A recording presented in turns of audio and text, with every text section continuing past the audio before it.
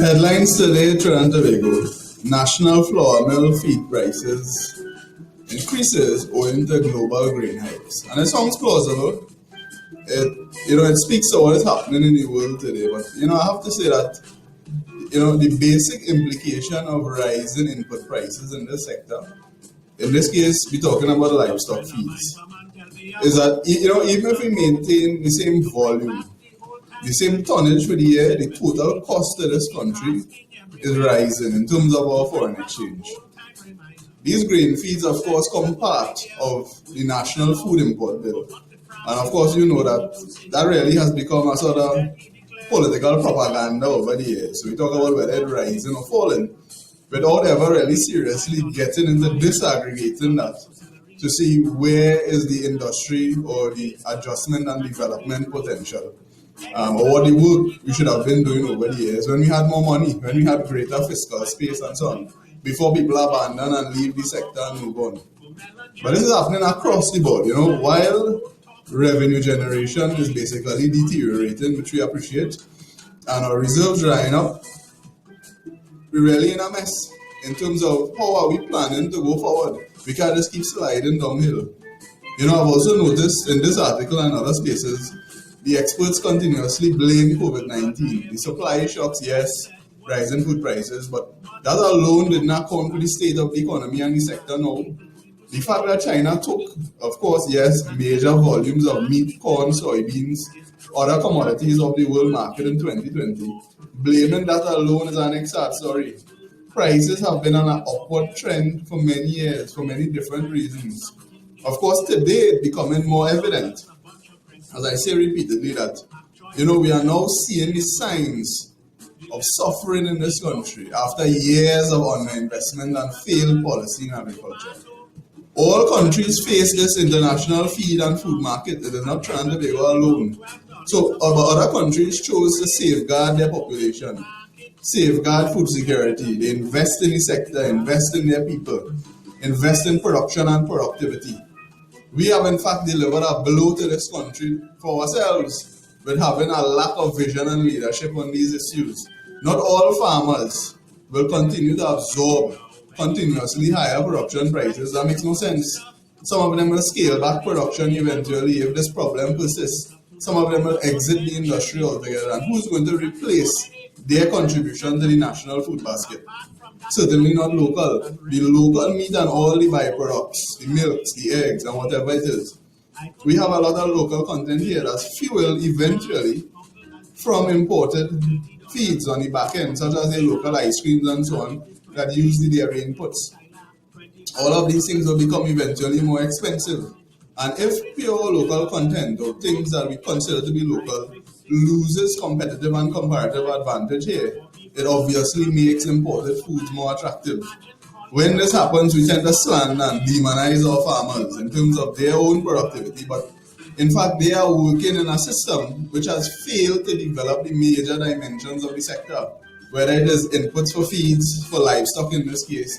After all the rhetoric and talk over the years, how are we really going to grow the sector? I keep saying that we need to have an overarching policy framework for inclusive and sustainable agriculture. What that means is simple. Policy must include identifying the human, technical, and financial resources needed to move the conversation forward. There's no known strategy to me, no known program, no known project that's going to advance this immediately. So we're continuing on this downward trajectory. While other countries either chose to subsidize their farmers, we're not demonizing subsidies, we're not saying it's a bad thing, but at the end of the day, would you rather starve? So you have to look at that possibility. You have to look at protecting production or even on the output side where consumers interact with their food. We need to commit arable lands in this country for its best use. Bring idle lands into production as other people doing. Drive strategic crops or subsectors to achieve national goals, targets, and so on. Which ones we want to see prosper? Which do we depend on mostly? Is it rice? Is it meats, fruits, vegetables, root crops? Which are of strategic importance? Nobody knows. Where are the development plans? Other countries are focusing on what they have available locally, as well as developing the appropriate genetics, breeds of animals, and so on. and of course matching them with appropriate rations to increase both production and productivity. We have here in this country the Sugarcane Feed Center. As a state enterprise, we have the University of the West Indies, ECIA, other institutions in the region and so on. How are we using that ecosystem to safeguard not only Trinidad and Tobago then, what about CARICOM? This has far more far-reaching implications than only the consumer directly or indirectly. It's not only for the farmers. This is going to impact and is already impacting society as a whole. Let's look at this. Look at this example. We live in a typical residential community in central Trinidad, right? 2 weeks ago, for the first time, maybe since Trinidad and Tobago was discovered, 4 police vehicles come through the street in daylight, shooting on the street to bandits on foot. The men escape. But look at that.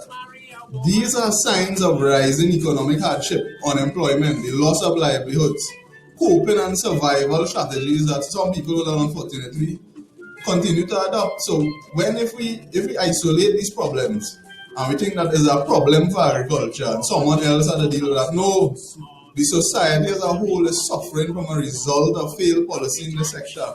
We have spoken too many times about the far-reaching implications of a decline in food and agriculture sector. Look at the history of development in the world.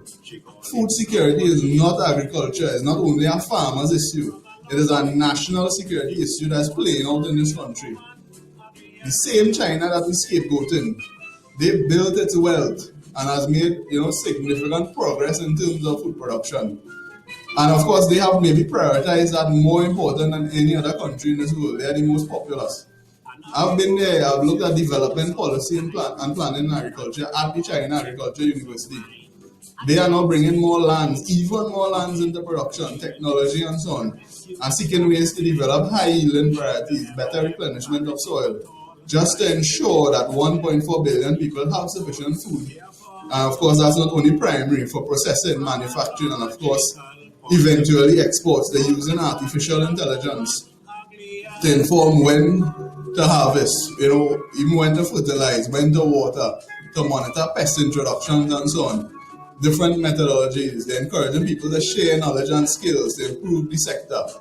I saw a whole all-of-people approach in terms of availability, access. But here in Trinidad and Tobago, what happened? Anytime rainfall, we just had to watch for flood.